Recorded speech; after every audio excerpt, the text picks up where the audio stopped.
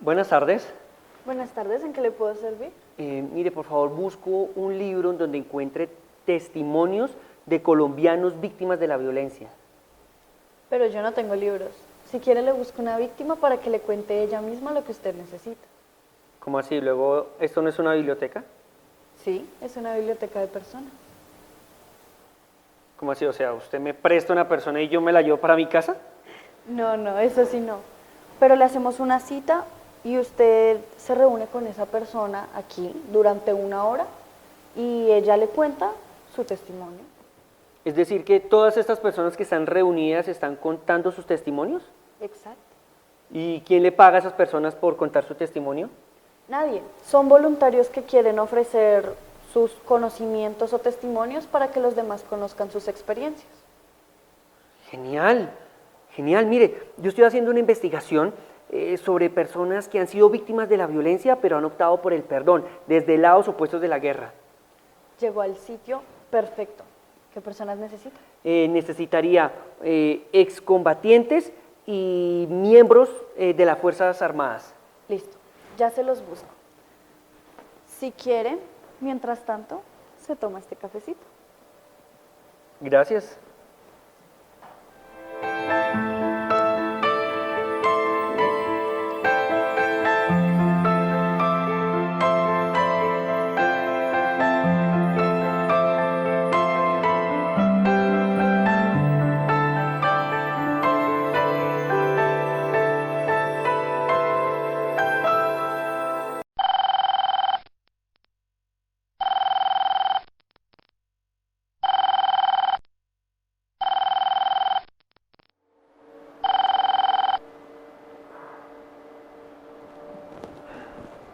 Amor, ¿qué haces tan tarde trabajando? Mi amor, qué sueño más raro. ¿Por qué no te acuestas y descansas? Amor, tuve un sueño súper extraño. Había algo que era como una biblioteca de personas y me iba a entrevistar con unas víctimas y preciso sonó el celular. Amor, yo creo que estás trabajando mucho en ese artículo. Sí, yo creo que ya estoy delirando. Es que encontrar víctimas de la violencia que hayan optado por el perdón no ha sido fácil. Pero tengo que seguir trabajando. Yo me conozco a mi jefe y yo sé que si no le sustento bien esta investigación, me saca del artículo. Bueno, amor, entonces allá te espero. Bueno, amor.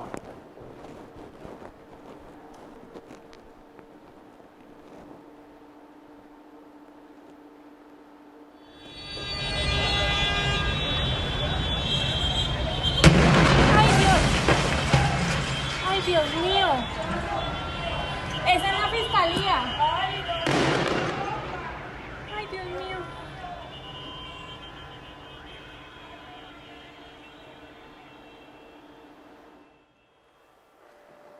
David Suárez lo estaba esperando. Sí, soy yo. Me dijeron que se quería entrevistar conmigo. Espere, pero ¿esto es real? Yo lo único que sé es que usted necesita personas que hayan optado por el perdón. Sí, sí. Sí, por favor, cuénteme su historia. ¿Es excombatiente o de las Fuerzas Armadas? ¿Cómo termina en la guerra? ¿Qué le pasó? Y sobre todo, ¿cómo es que opta por el perdón? Pues sí, yo ingresé voluntariamente a la guerrilla cuando tenía 14 años. ¿Y cómo es que una persona tan joven termina en la guerra? Pues le voy a contar desde el principio. Yo vivía en un pueblito de Antioquia y soy la mayor de 9 hermanos. Nunca conocí a mi papá porque él nos abandonó cuando yo tenía 2 meses y mi mamá no supo nunca nada más de él. Entonces, mi mamá tuvo otras parejas, tuvo otros hijos y pues yo por ser la mayor pues le ayudé pues con los niños. Tuve una infancia feliz como cualquier niña del campo. Pero cuando estaba más grandecita, mi padrastro empezó a acosarme y a pedirme que le pagara con mi cuerpo. Yo no quise decirle nada a mi mamá porque no quería generarle un disgusto. Pero como yo no quería ir a la finca a trabajar con mi padrastro, mi mamá me regañaba y me pegaba. Ya cuando yo tenía 14 años, como el pueblo donde vivíamos era un corredor del narcotráfico, llegó un grupo armado y mataron a mi primo y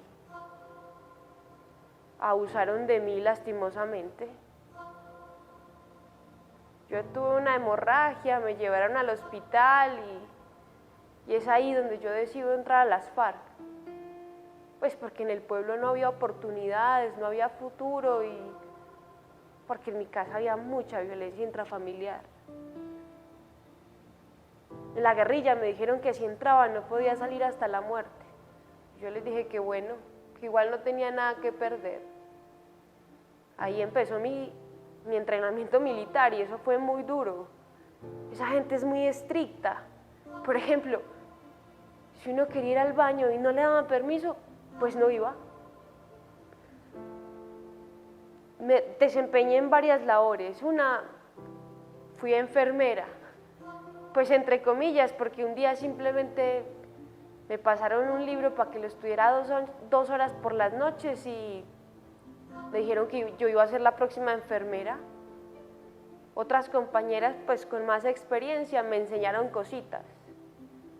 Y como a los 2 meses me mandaron a atender un herido.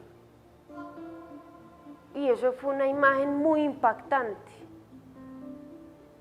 Pero yo desde chiquita he sido muy creyente en Dios. Y lo que hice fue encomendarme para que me diera sabiduría. Un joven que poniendo una mina se resbaló, eso explotó y le voló la mano. Yo no sabía qué hacer, pero me encomendé a Dios y le encontré la vena y pude ponerle la droga para el dolor. Logramos ayudarlo y le salvamos la vida. Así, pues muchos casos, heridas de combate, amputamos piernas, brazos, balas en la cara. Ahí estuve como 9 años en la guerrilla. Pero algo que nunca me tocó hacer, gracias a Dios, fue practicar un aborto. Porque es que cuando yo llegué a la guerrilla, yo estaba embarazada por la violación que había tenido. Y un día simplemente me dijeron que me tomara unas pastas que es que para mi salud. Y al otro día ya me habían sacado el niño. Y yo alcancé a verlo ahí, pues por partes. Ya luego hice otras labores y al tiempo me conseguí el número de mi mamá. Mi mamá estaba en Medellín porque cuando yo entré a la guerrilla, a ella le tocó irse porque la estaban persiguiendo porque pensaban que era colaboradora. Cuando me contestó, yo no fui capaz de decirle nada porque uno ya metido, pues se vuelve todo frío, todo parco. Pero ya cuando fui capaz de saludarla, mi mamá se puso muy contenta porque ella pensó que yo estaba muerta. Mis hermanos por allá gritaban, lloraban de la alegría, pues de escucharme. Yo decía, ¿yo qué hago acá metida? Toda mi niñez por acá, yo no le estoy aportando nada a la sociedad. ¿Los ideales de quién? Y ahí yo ya sabía que yo me quería escapar, pero yo no le podía contar a nadie, porque si no mi comandante me mataba. Hasta que por allá nos mandaron a 3 a una comisión a cobrarle a los campesinos la cuota de la siembra de coca. Y la primera noche un compañero desertó. Y yo dije, oh, puede ser el momento. Yo le pedí a Dios que mi otro compañero se fuera, que me dejara sola, algo así. Y llega y me dice que él se tiene que ir para la montaña a hacer una llamada porque no hay señal. Y yo en ese momento sentí que Dios me había escuchado. Y esa noche arranqué monte para arriba. Seguí monte arriba, llegué a un caserío y luego llegué a Montería. Y desde Montería llamé a mi mamá. Le dije, mamá, voy para Medellín, recójame en la estación de bus. Y mi mamá me recogió, me encontré con mi familia, todos estaban muy contentos, pero pues yo sentía que yo no pertenecía ahí.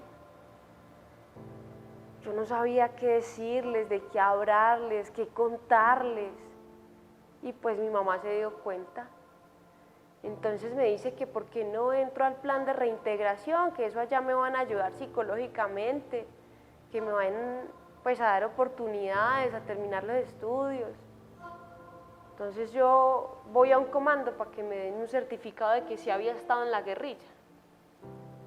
Cojo un avión para Bucaramanga y estoy en un hogar de paso. Allá pues me enseñaron a volver a estar en sociedad, con cosas tan sencillas como pues volver a utilizar los cubiertos. Pero, ¿cómo es que optas por el perdón?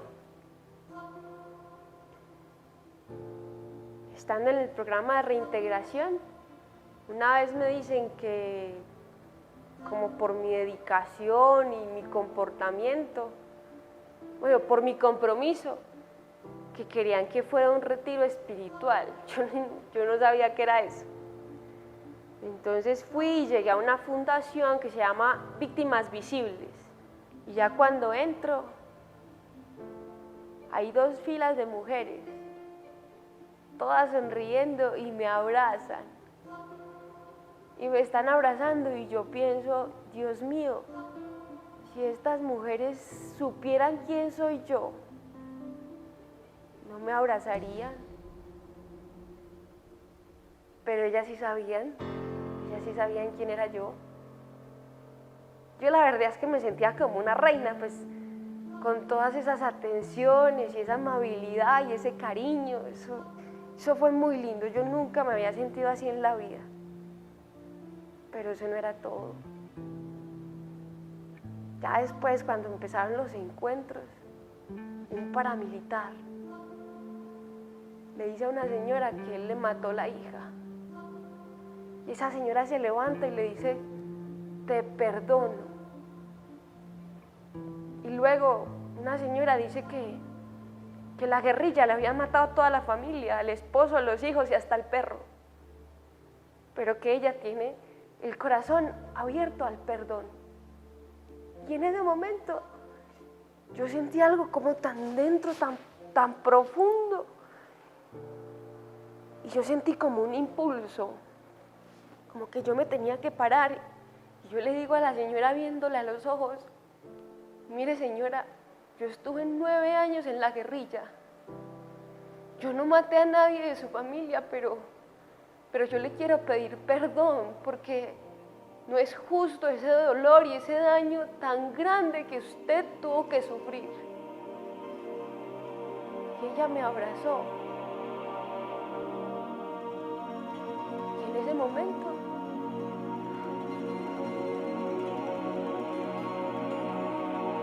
mi vida cambió.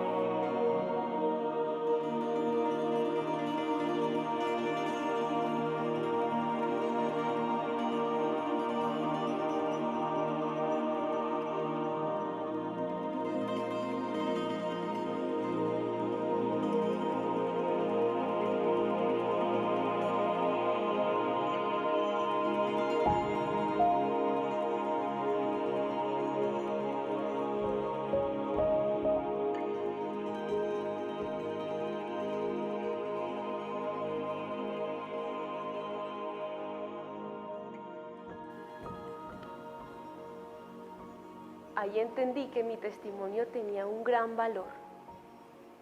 Y con eso tan bonito que hacían en la fundación es que yo decidí pues estudiar trabajo social para ayudar a otra gente. Y entendí que las víctimas necesitamos sanar internamente, que es la única forma de cortar con ese círculo vicioso de venganza que hay en Colombia, donde uno porque le mataron el papá, el primo, el hijo, entra a un grupo armado para matar a esa persona. eso no sirve de nada. Porque las víctimas no queremos que nadie más sufra eso que uno sufrió. Y con la venganza eso es lo único que uno consigue, que otro sufra lo que uno sufrió. Y las víctimas no necesitan eso. Las víctimas necesitan ser escuchadas. Y más allá de algún incentivo económico, es eso, poder contar lo que a uno le pasó, llorar, sanar por dentro.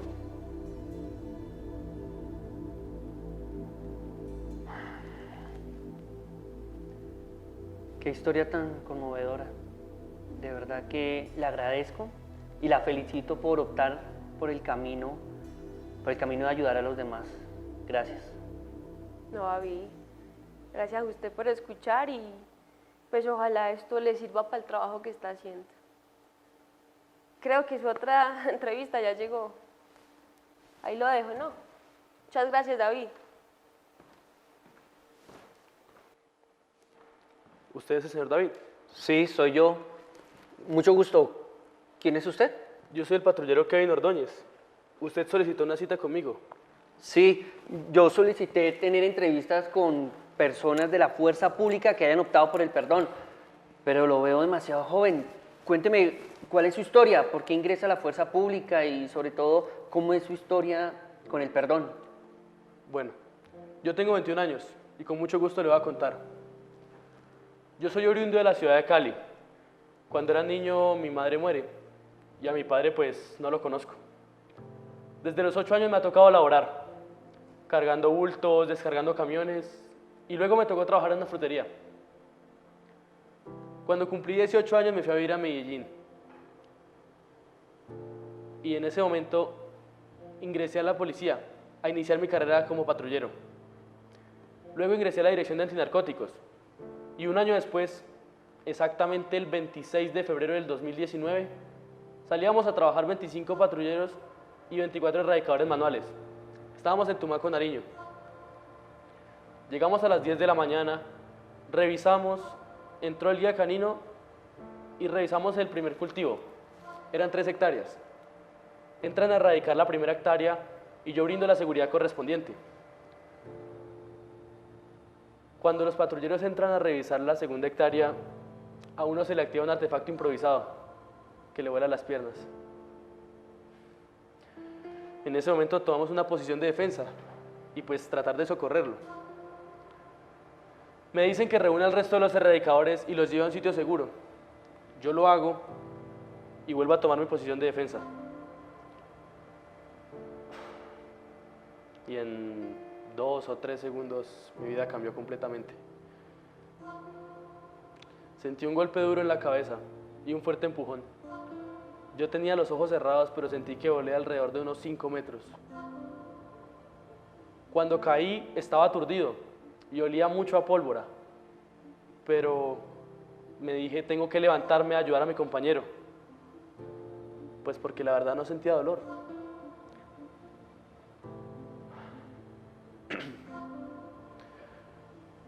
En el momento que intento levantarme, me doy cuenta que mis piernas no me respondían. Yo me miro y ya no tenía piernas por debajo de las rodillas. Yo al ver esa imagen tan impactante y tan traumática, traté de hacerme los correspondientes torniquetes para no desangrarme y así apoyar a mi compañero. Luego de 20 minutos, cuando me vienen a brindar la ayuda a mí, suena otra fuerte explosión. ¡Bum! En el sitio donde había dejado a la gente. Yo ya veía que era muy difícil salir de esa situación. Pero en ese momento llega el helicóptero y uno de mis compañeros me lleva cargado en su espalda hacia él. Nos suben a los 3 patrulleros heridos y después de 5 o 6 minutos en el aire, uno de mis compañeros muere a mi lado, pidiéndome que lo socorriera, pero yo no pude hacer nada. Cuando nos estaban llevando al hospital en las camillas, me pasa otra cosa muy traumática, Y es que la gente se nos acerca y nos grita cosas como policías hijo de tantas. Eso les pasa por meterse por acá.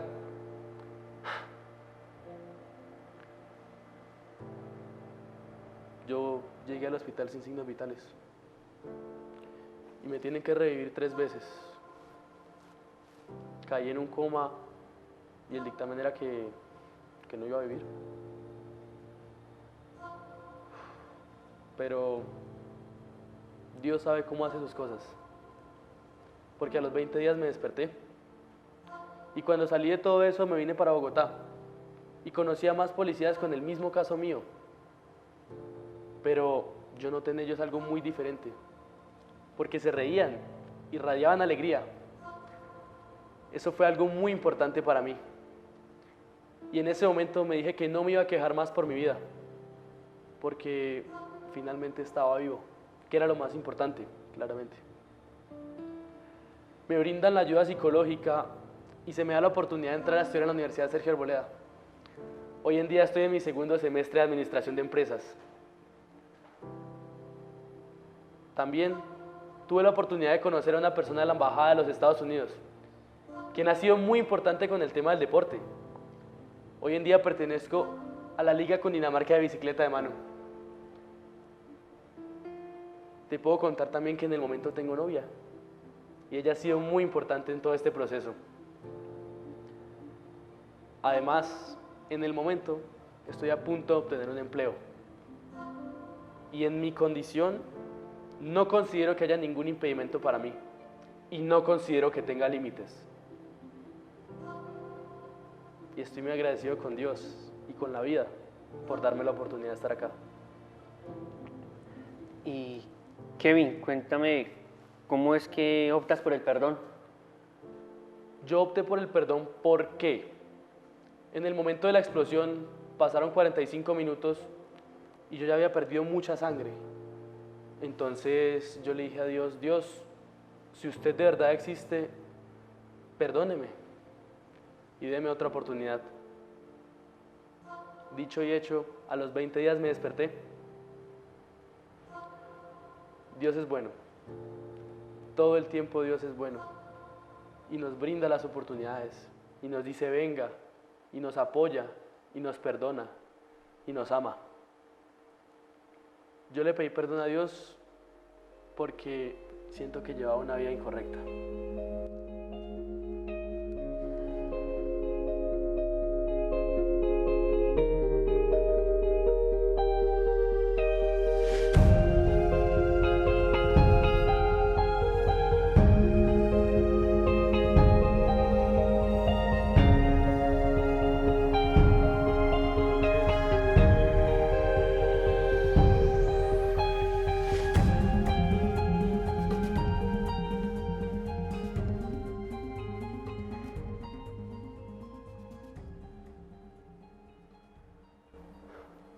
Entonces, yo no me quería ir con ese remordimiento. De pronto Dios dirá que no se interesó en hablar, que no se interesó en hacer las paces, en conciliar. Entonces, es algo que me marcó bastante. Kevin, muchas gracias por su testimonio, muchas gracias por su tiempo. Y no sé, me gustaría conocer compañeros suyos que hayan vivido experiencias similares y esos compañeros que le ayudaron a usted a ver de nuevo la vida con alegría y con esperanza. Hola Armando, no te imaginas lo que me pasó. ¿Te acuerdas del artículo que estoy haciendo sobre personas excombatientes y de la fuerza pública que han sido víctimas de la violencia pero que han optado por el perdón? Pues no me imagino. ¿Qué pasó? Bueno, pues encontrar esos testimonios no ha sido tarea fácil, pero tuve un sueño impresionante. Soñaba que había una biblioteca de personas. Entonces yo me entrevistaba con un excombatiente y con un policía, y ambos eran un ejemplo de testimonios de perdón. Wow, pero qué gran imaginación tienes. Estás tan obsesionado con el tema que estás construyendo las historias. No, Armando, yo también pensé eso al principio, pero es que esto fue tan real, tan profundo. Yo quisiera hacer un artículo sobre este sueño, es que siento como si fuera una respuesta del más allá. La verdad yo nunca he escuchado de artículos que se basen en sueños. Mira, necesito que te concentres en la ola de inseguridad que se ha desatado en la ciudad. Quiero saber qué está pasando, qué se hace al respecto, si van a poner más cámaras, más policías. Los lectores necesitan respuestas. Sí, Armando, es que yo puedo hacer ambas cosas. Es que mira que he descubierto algo que es muy importante. Bueno, cuéntame, ¿qué? Mira, es que la mayoría de personas que terminan en grupos ilegales son personas que han tenido abandono por parte de sus padres. Mira, la destrucción y la descomposición de la familia es una de las principales causas para que los niños terminen en la guerra. A ver, David, mire, sus creencias y valores pueden sonar muy bonitos, pero son personales. Aquí tenemos que mostrar la realidad. Y los problemas reales muchas veces se solucionan de otras maneras. Y menos hacemos artículos sobre sueños. Eso dejémoselo a los psicólogos. Yo necesito que usted me colabore con esto, lo necesito para esta tarde y aquí están los contactos.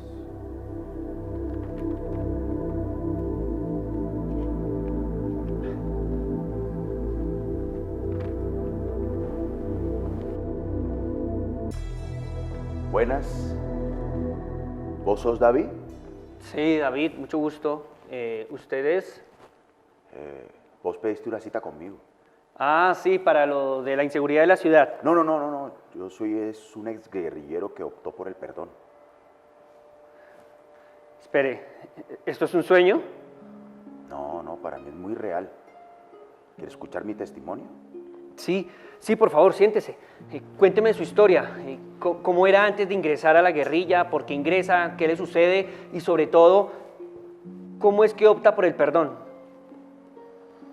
Bueno, mi historia comienza viviendo un abandono, ¿sí? Yo todavía estaba en el vientre de mi madre cuando mi papá nos abandonó. Yo solo sé que por ese abandono mi mamá se fue al departamento del Cauca. Allá empezó a desempeñarse como maestra de guardería. Yo no tenía ningún problema, claro, porque mi mamá también era mi maestra. Todo eso pasó como hasta los 6 años. Los problemas empezaron fue cuando entré a la escuela. Es que yo me volví como rebelde, como conflictivo y no interactuaba con los demás niños. Yo en ese momento no entendía qué era lo que me pasaba.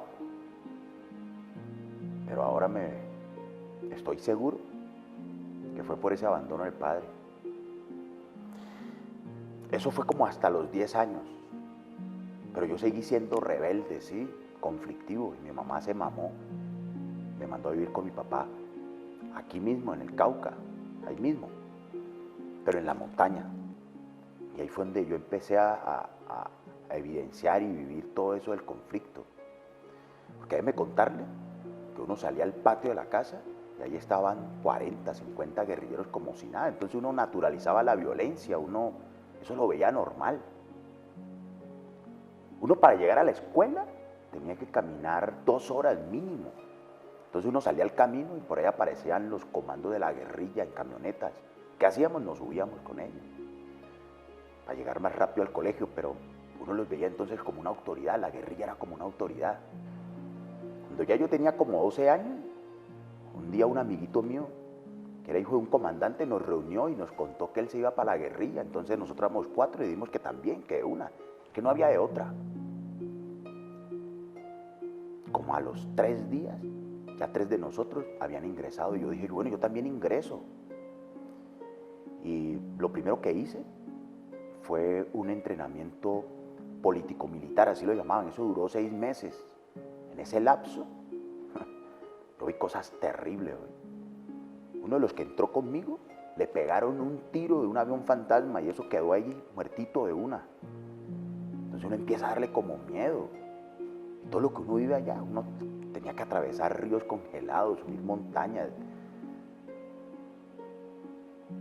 Bueno, pasado ese tiempo, tuvimos un hostigamiento. Y ahí cayó otro compañerito de 12 años. Le pegaron un tiro. Yo lo cargué y todo, lo llevé al campamento, pero murió. Uno se da cuenta que esto es una guerra muy perversa. Después de esos 6 meses regresé a donde mi papá. Empecé a jornalear, a cultivar marihuana, raspachín, raspando coca. Y a la vez recibíamos un entrenamiento 2 semanas, 2 veces a la semana, con un comandante que vivía ahí cerquita a la casa. Cuando yo cumplo los 14 años, yo tomé la decisión de volverme guerrillero base y ahí sí tuve problemas porque no pude volver a salir, ¿sí? Y pues nada, esto empieza uno a vivir la guerra de lleno, porque es que eso uno despertarse y ver balas de M60 por todos lados, y que esas balas le habían destrozado la vida a compañeros jóvenes, eso no es fácil. Yo salí de ahí por la misericordia de Dios, no sé cómo, pero salí. Uno empieza a cogerle como odio a todo, odio al supuesto enemigo. A la edad de 15 años, esto fue el primer hostigamiento al que yo fui, un hostigamiento a un centro poblado. Hicimos la primera toma guerrillera ahí al municipio de Toribío, esa fue mi primera toma guerrillera. Y ahí es donde uno se da cuenta de la catástrofe, de los daños, los destrozos que uno hace. Casas destruidas, civiles muertos. Y ahí es donde uno empieza a arrepentirse de esa decisión de ir a la guerrilla. Porque esta es una guerra absurda. Pero solo a los 19 años pude desertar. Yo había planeado todo, pero no era fácil, era muy difícil salir de allá. Hasta que llegó el día. Una compañera se me acercó una noche y me dijo, ¿qué hubo pues? ¿Qué hubo pues? Que lo van a amarrar a usted y a 2 más, por indisciplinados. Entonces yo me le adelanté a los comandantes y hablé con los 2 compañeritos y le dije, ¿qué hubo pues? Que nos van a hacer esto. Desertemos. Y ellos desertaron, de una, conmigo se fueron. Y como yo me conocía el territorio, pues pudimos evadir rápidamente la guardia. Nos tocó atravesar montañas, ríos, loazales, hasta que por fin allá llegamos a Corinto. 3 días escondidos y ahí empezó el paniqueo, el susto, el miedo. Tanto así que los 2 compañeritos se regresaron para el campamento y ¿sabe qué? Lo que sabíamos, los amarraban 15 días, luego consejo de guerra y fusilados. Y yo no, inmediatamente me fui para la ciudad de Cali. Allá pasé muchos momentos graves económicamente. Y como yo andaba con gente que me conocía y que sabía lo que yo hacía, me decía, pero todo bien, que usted sabe utilizar armas y sabe matar gente. Hágase su billete con eso. Yo decía, no, es que eso no es lo que yo quiero para mi vida. Yo quiero formarme como un buen ciudadano, un ciudadano de bien. Entonces empecé a buscar trabajo y nada, difícil, muy difícil. Hasta que me salió un trabajo como auxiliar de banistería. Y ahí trabajando la madera, me desempeñé, pero desde la legalidad, sin hacerle daño a nadie, como debe ser. Mire, fue tan radical mi cambio que yo mismo decidí que ni siquiera iba a cargar una navaja en mi bolsillo. Y así empecé a desarmar mi corazón, como toca. Yo empecé a estudiar otra vez porque lo había abandonado, pero la escuela acelerada. Y allá me di cuenta de algo, el conflicto en la ciudad. Porque varios de mis compañeritos, los que estudiaban conmigo, estaban siendo reclutados por pandillas, para que vendieran, consumieran drogas, para que sicariaran, y se los llevaban a grupos armados ilegales. Entonces ahí me di cuenta de la realidad, de esa realidad que yo también había vivido como excombatiente de las FARC. Pero uno es niño. Como nosotros nos dimos cuenta de eso, entonces un grupo de excombatientes se nos ocurrió la idea de contarles nuestra historia, ¿sí? Y decirle a estos niños que la vida era otra cosa y que tuvieran otra metodología de vida y que no pensaran que la delincuencia era el único camino. Yo seguí estudiando, porque para eso huí, ¿no? Y pude graduarme como auxiliar administrativo. Y ahora, orgullosamente, yo puedo decir que me hace falta un semestre para terminar Derecho. La vida cambia.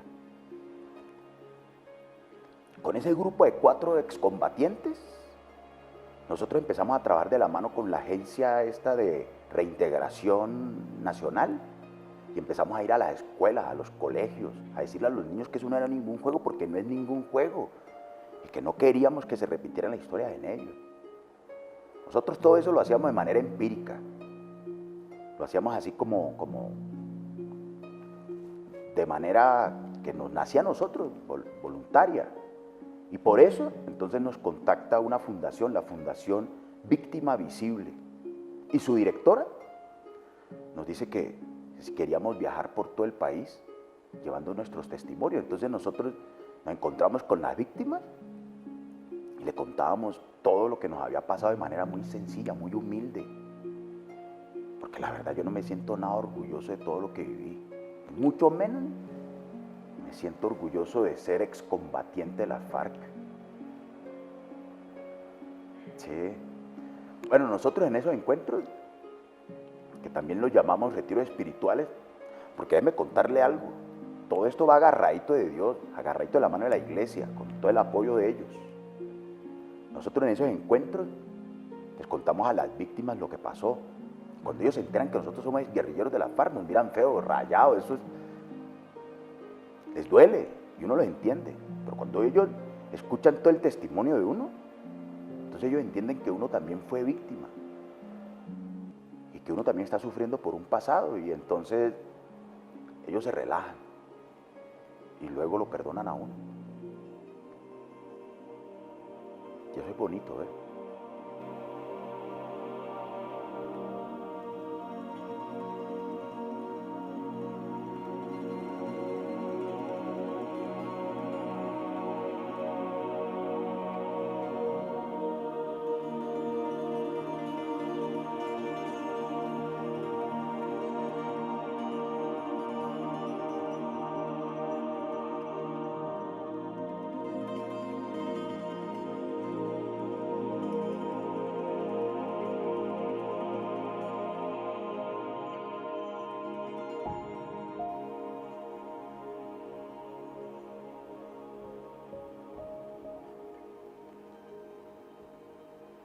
Bueno, nosotros lo que buscamos es sanar el alma, con el objetivo precisamente de frenar toda esa violencia y que podamos convivir sin hacernos daño, porque es tan difícil, no entiendo.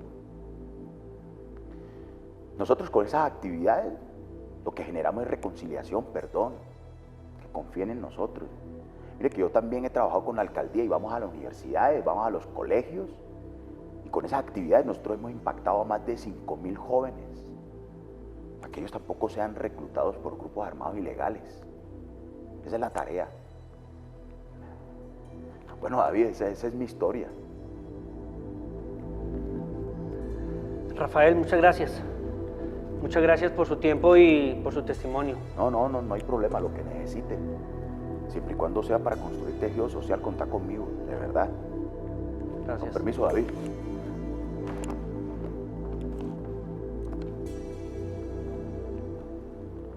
David, Sí, soy yo. Kevin me dijo que quería entrevistarse conmigo.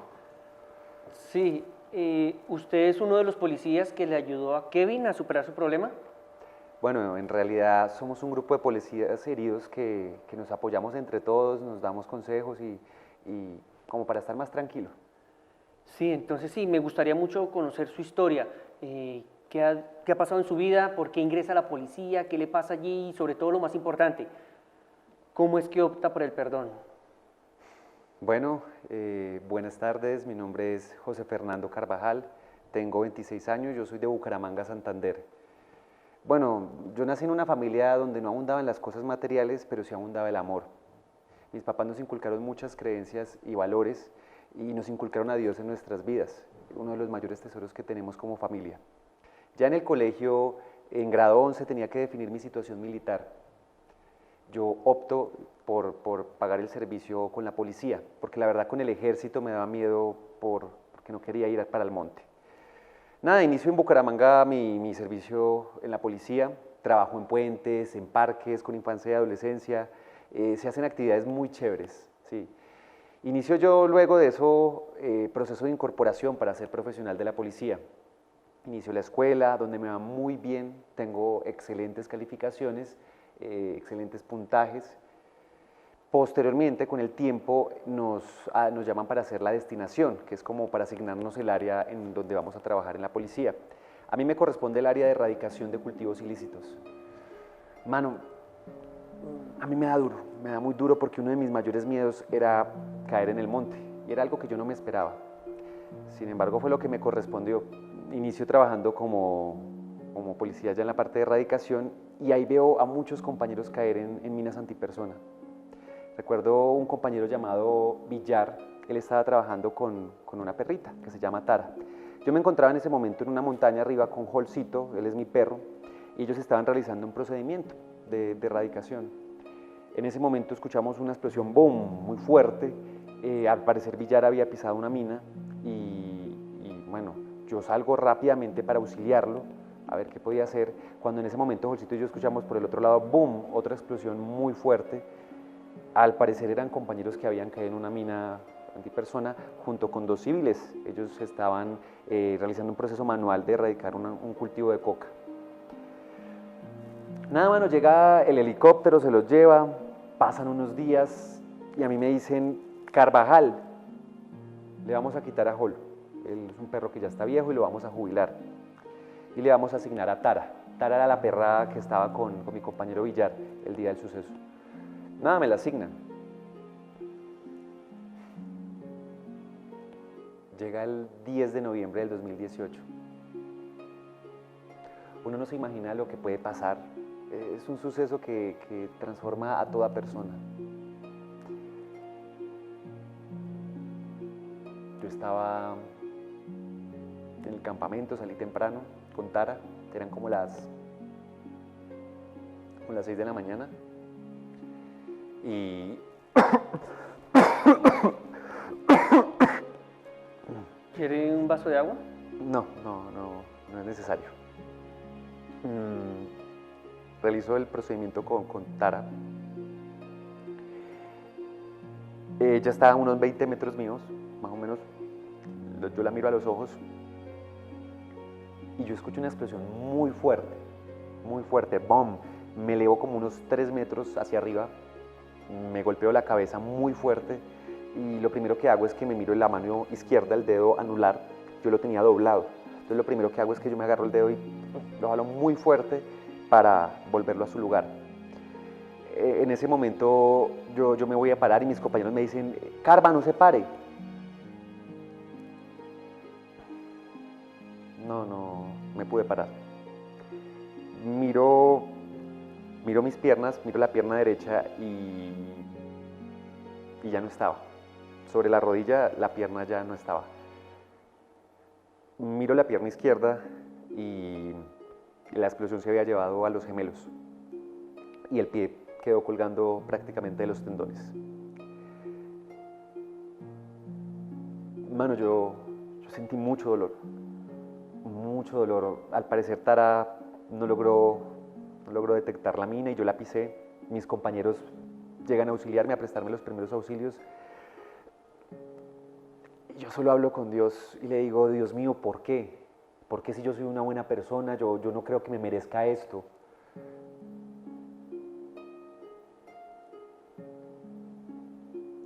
Y a mí lo que más me duele es mi familia. Yo no quería que ellos se enteraran del suceso. A mí lo que más me angustiaba era pensar en mi mamá, en mi papá, en mis hermanos, en su sufrimiento.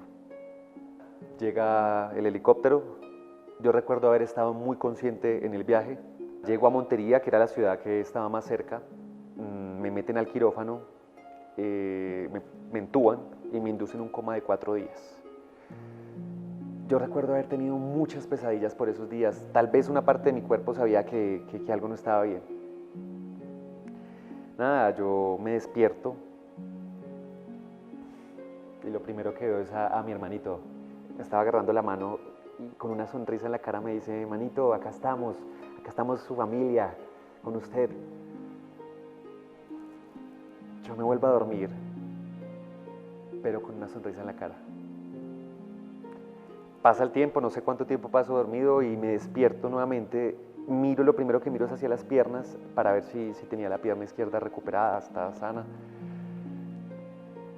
No, ya las 2 piernas había recibido una amputación bilateral sobre las rodillas. Al parecer, y lamentablemente, la mina tenía excremento humano y excremento de vaca. lo que genera que la infección aumente más rápido.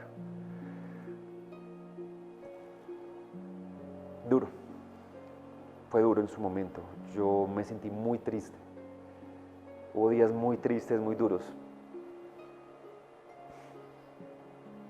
hasta que recuerdo un día, estaba una enfermera escuchando música cristiana. La llamo yo y le digo que si por favor me deja escuchar una canción que se llama Himno de Victoria.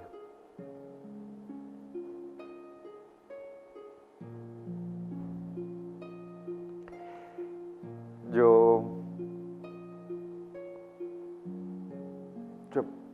me pongo la mano en el corazón y empiezo a cantar.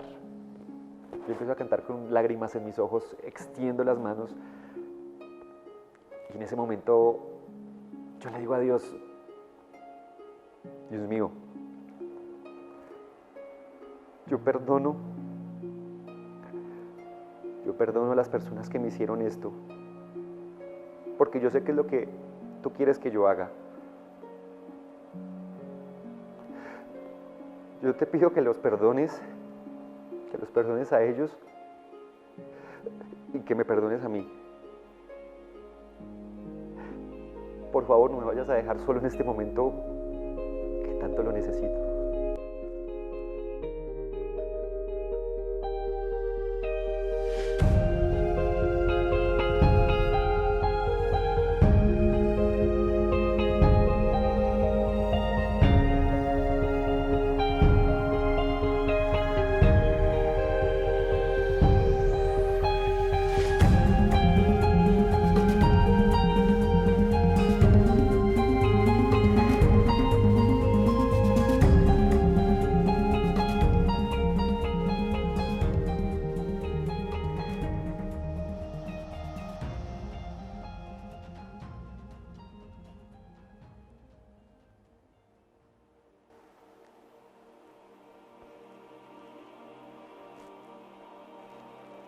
Esa fue una de las decisiones más trascendentales que yo tomé en la vida. Me di cuenta que curarse no solo es curarse físicamente, sino internamente. Porque con el odio uno solo se suma en el dolor, en la rabia, en los porqués. Yo no quería eso. Yo me enfoqué en mi recuperación, en estar bien. Y fíjese que 18 días después de pisar la mina antipersona, ya estoy fuera de cuidados intensivos, me dan de alta. Y al mes de estar en la casa, me llevan a Jolcito, mi perro querido que me ha acompañado en tantos momentos difíciles. Con el apoyo de mi familia logro salir muy rápido y estar listo, preparado para las prótesis. Voy para Bogotá, viajo para que me pongan el proceso de las prótesis. Empiezo midiendo 1,10, luego 1,15 y poco a poco he ido recuperando mi estatura. David, yo en estos momentos vivo muy agradecido con Dios y con la vida por permitirme esta nueva oportunidad. Fíjese que el año pasado participé en un concurso que se llama El Valiente 2020. Es un concurso que premia a las personas que ayudan, que hacen actos o acciones bellas por las personas. Y nada, yo estaba trabajando con la policía en ese momento, eso fue la pandemia. Estábamos en la pandemia y los indigentes no tenían que comer. Nosotros iniciamos ese proceso y dándoles comida nos dimos cuenta que muchos necesitaban muletas o prótesis y no las tenían. Yo inicié en ese proceso para ayudarles y fíjese que gracias a Dios y a la vida gano ese concurso entre personas que hacían cosas extraordinarias, la verdad. Y con eso me invitan a un reality en el Amazonas, junto con 2 personas íbamos a atravesamos el Amazonas o parte de él. Yo era la única persona que tenía una discapacidad para mostrarle a la gente que no son limitaciones, que uno no tiene limitaciones, que eso está aquí en la mente, esas limitaciones. Nada, yo actualmente estudio 4º semestre de Derecho en la Sergio Arboleda, trabajo para el Alto Comisionado de la Paz. Yo entendí que perdonar no es centrarse en las personas que le hicieron daño a uno, sino en mirar hacia el futuro. en mirar las cosas positivas que pueden pasar, eso sí, de la mano de Dios.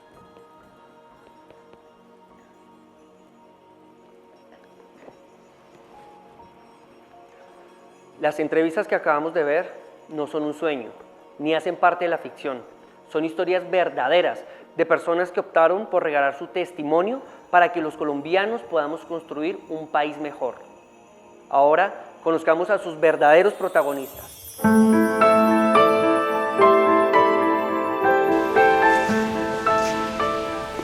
Y en aquella unidad de cuidados intensivos, mientras lloraba cantando la canción cristiana que estaba escuchando, levanté las manos al cielo y le dije a Dios que yo perdonaba a las personas que me habían hecho esto, que también Él los perdonara y que me perdonara a mí y que me ayudara a salir adelante en este momento tan difícil que estaba viviendo. Cuando pasó más o menos 45 minutos, yo la verdad había perdido mucha sangre y yo sentía que yo ya no podía. Entonces yo le dije a Dios, Dios, si de verdad usted existe, pues yo quiero que usted me perdone y me dé otra oportunidad. Y dicho y hecho, me levanté a los 20 días de un coma. Dios es bueno, todo el tiempo Dios es bueno. Y nos abre las oportunidades, y nos dice venga, y nos perdona, y nos ama. Y quiero en breves palabras contarles de que yo decidí perdonar porque me di cuenta de que somos víctimas de este conflicto armado absurdo y los únicos y los más afectados somos poblaciones vulnerables, en este caso poblaciones campesinas, que es a la que yo pertenezco. Pero a raíz de eso tomamos la decisión de continuar, de seguir adelante, luchando, principalmente por ser unas mejores personas, por convertirnos en mejores seres humanos, pero también luchando para que otros niños, niñas, adolescentes y jóvenes no vivan esas situaciones que nosotros vivimos en el conflicto armado. Es así que mantenemos pues en colegios, universidades, donde haya afluencia de jóvenes, contando nuestra historia para que a otros no les pase. Entonces, muchísimas gracias y un fuerte abrazo. Yo opté por el perdón porque es liberarme de esa carga que venía soportando desde hace mucho tiempo, porque siento que por medio de mi perdón puedo ser un ejemplo para que muchas personas también eh, acepten ese proceso, porque el perdón es un proceso de sanación interior, es un proceso de aceptar, de vivir el duelo, pero de continuar la vida un poco más ligera.